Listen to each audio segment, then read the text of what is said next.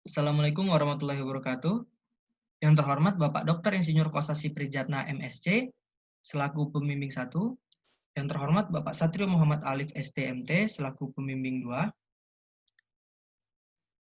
Di sini saya akan mempresentasikan tugas akhir saya yang berjudul Studi Perbandingan Beda Tinggi Ortometrik antara metode GNSS Leveling menggunakan EGM 2008 dengan metode sifat datar di Institut Teknologi Sumatera. Untuk kontennya sendiri yang akan saya bahas yaitu ada yang pertama pendahuluan, kedua dasar teori, ketiga metodologi penelitian, yang keempat hasil dan pembahasan, yang kelima kesimpulan dan saran. Geoid menurut Gauss dan Listing adalah bidang ekuipotensial gaya berat bumi yang berhimpit dengan permukaan laut ideal. Geoid dianggap paling mendekati muka laut rata-rata atau MSL secara global. Geoid juga digunakan sebagai referensi tinggi untuk menentukan tinggi ortometrik. Penentuan tinggi ortometrik menggunakan metode sifat datar itu memerlukan biaya yang relatif tinggi, tenaga yang ekstra, serta cakupannya itu dibatasi oleh kondisi lapangan.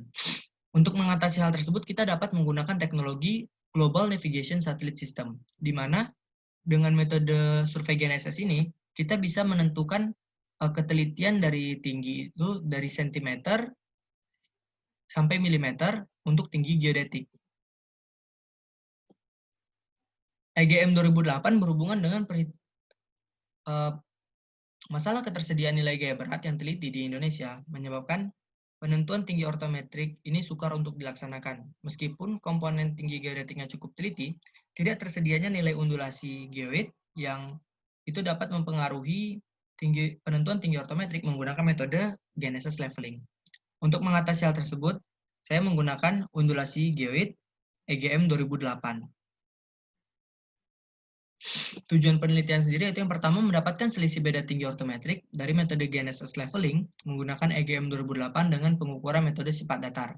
Kemudian mendapatkan tingkat akurasi metode GNSS leveling menggunakan undulasi EGM 2008 dalam menggantikan sifat datar untuk tinggi ortometrik. Cakupan daerah penelitian tugas akhir ini dilakukan di wilayah yang relatif kecil, yaitu di wilayah Institut Teknologi Sumatera yang memiliki luas 275 hektar. Kemudian data pengamatan GNSS dilakukan pada tahun 2016, didapatkan dari Bapak Arif Rohman, kemudian Bapak Arif Rohman, dan tahun 2019 dari hasil pengamatan secara langsung. Pengamatan menggunakan metode statik radial dengan waktu pengamatan 10 hingga 36 menit. Dan data yang digunakan adalah nilai undulasi EGM 2008 dari website ICGEM. Kemudian data pengamatan GNSS di titik yang dicari, kemudian data tinggi ortometrik dari titik yang dicari. Nilai tinggi ortometrik yang dianggap mendekati kebenaran adalah pengukuran dengan metode sifat datar. Untuk kerangka pikir penelitian, yang pertama kita melakukan studi literatur, di mana studi literatur ini kita memperdalam materi tentang tugas akhir ini. Kemudian tahap survei pendahuluan, yaitu survei lapangan. Kemudian pengumpulan data, kita memerlukan 4 data, yaitu pertama data pengamatan GNSS, kemudian data pengukuran sifat datar, kemudian data tinggi ortometrik BMI-Tera, dan yang terakhir data nilai undulasi titik pengamatan. Setelah data didapatkan, kita melakukan processing data, kemudian penyajian data, validasi, dan analisis. Yang terakhir, kita melakukan pembuatan laporan.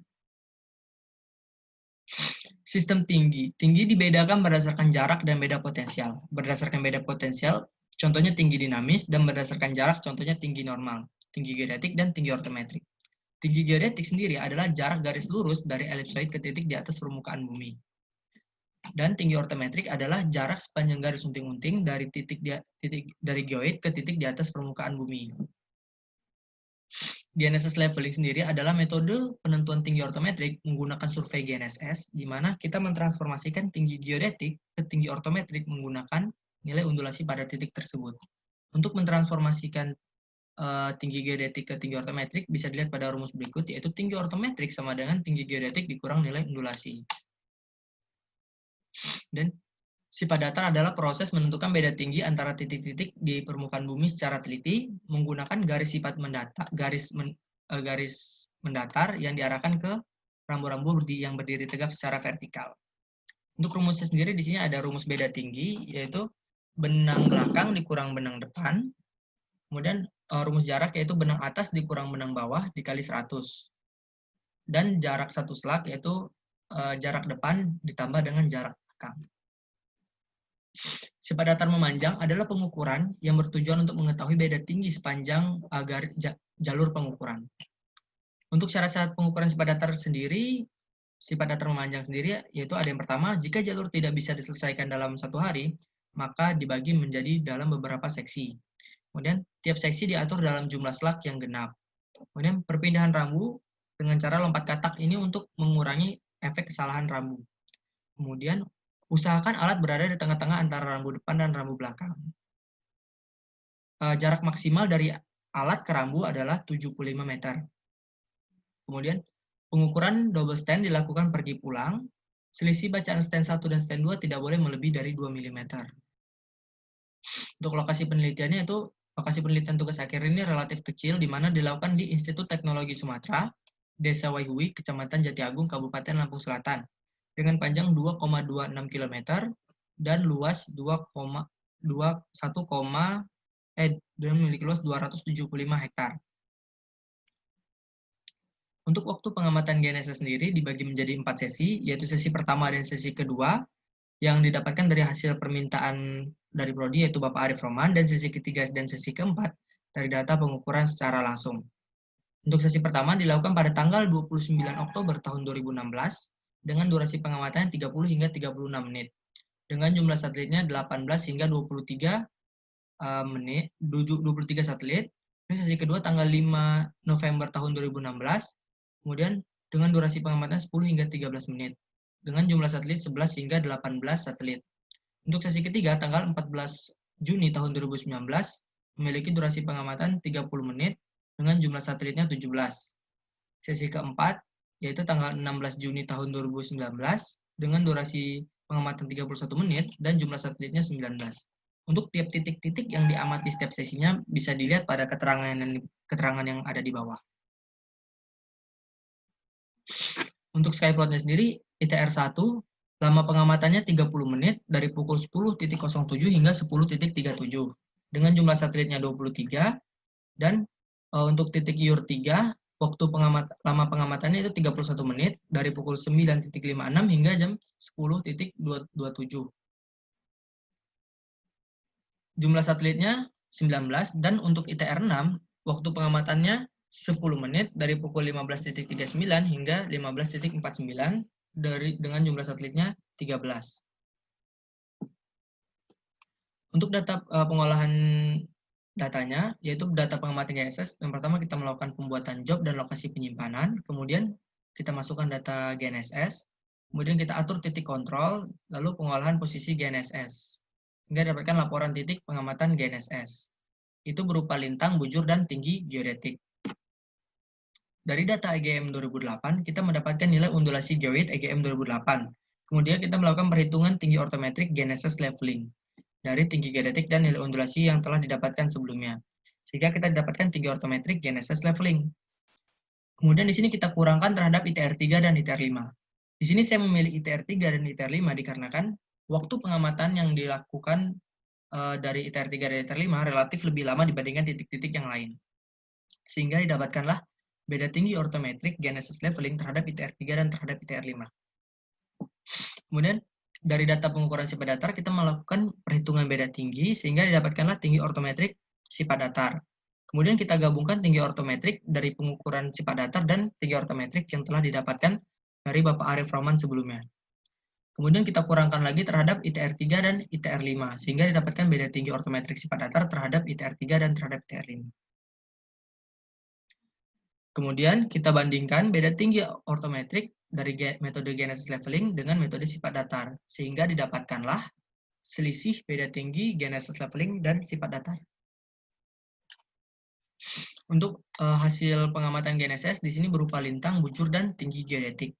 Untuk tabel yang hijau, yaitu datanya diperoleh dari Prodi Geomatika, yaitu Bapak Arif Rohman. Lalu tabel yang kuning yaitu data pengukuran secara langsung. Untuk standar deviasinya, yaitu standar deviasi horizontalnya dari 1 hingga 4 mili, dan standar deviasi vertikalnya 1 hingga 7 mili. Kesalahan penutupnya, pengukuran dilakukan pergi pulang double stand dan dengan koreksi bacaan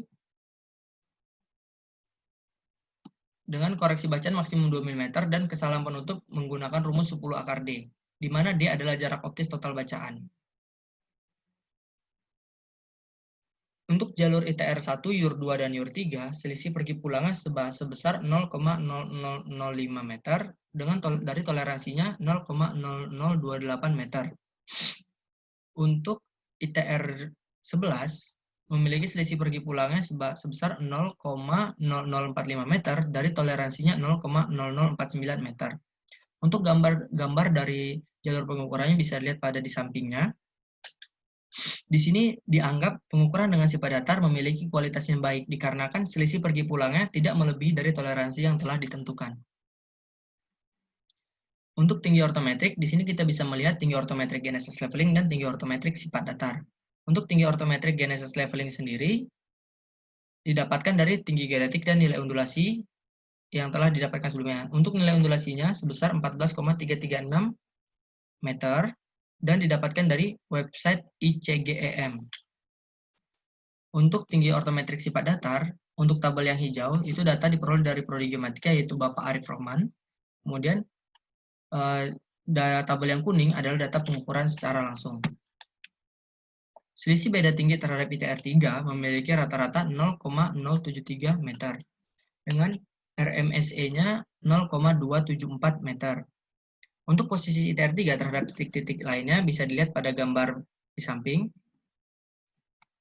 Kemudian, selisih beda tinggi terhadap ITR 5 memiliki rata-rata minus 0,006 meter dengan RMSE-nya 0,024 meter. Dan posisi ITR 5 dibandingkan titik yang lain dilihat dari gambar di samping. Untuk lokasi titik yang kita amati dengan survei GNSS maupun dengan metode sifat datar, di sini bisa kita lihat posisi-posisinya berada pada gambar berikut. Dan beda tinggi ortometrik metode GNSS leveling memiliki nilai yang berbeda dengan metode sifat datar. Hal ini bisa saja disebabkan karena kurangnya waktu pengamatan, lokasi pengamatan, jumlah satelit, dan panjang baseline. Namun di sini yang paling mempengaruhi adalah lamanya waktu pengamatan yang hanya dilakukan 10 hingga 36 menit saja. Lalu nilai undulasi di Institut Teknologi Sumatera memiliki nilai yang sama sebesar 14,336 meter. Hal ini bisa saja dikarenakan lokasi ITERA yang kecil sehingga menyebabkan memiliki nilai undulasi yang sama. Untuk pembahasannya, titik selisih yang paling kecil yaitu berada pada YUR 2 dengan waktu pengamatan 30 menit, di mana 30 menit ini relatif lebih lama dibandingkan titik-titik yang lain. Lalu dengan jumlah satelit 17 dan panjang baseline-nya 60,308 meter. Untuk selisih terbesarnya berada pada titik ITR 6 dengan waktu pengamatan hanya 10 menit dengan jumlah satelitnya 13 dan panjang baseline-nya dengan panjang baseline-nya 815,565 meter. Memiliki selisih paling besar yaitu 0,375 meter. Untuk kesimpulannya yaitu hasil penentuan beda tinggi GNSS leveling dengan undulasi EGM 2008 dan beda tinggi sifat datar didapatkan nilai selisih yang paling besar dengan data yang ada sebesar 0,357 meter. Lalu metode GNSS leveling mendapatkan tingkat akurasi pada level desimeter menggunakan metode statik radial dengan lama pengamatan 10 hingga 36 menit di ITERA. Hal ini dikarenakan banyak faktor, salah satunya disebabkan kurang lamanya waktu pengamatan. Untuk saran, hasil dari penentuan beda tinggi ortometrik pada penelitian ini diharapkan digunakan sebagai data pembanding titik tinggi yang akurat oleh pihak kampus ITERA untuk keperluan lebih lanjut. Dan data pengamatan GNSS sebaiknya dilakukan pengamatan lebih lama untuk mendapatkan ketelitian yang lebih baik. Baiklah, sekian presentasi dari saya. Assalamualaikum warahmatullahi wabarakatuh.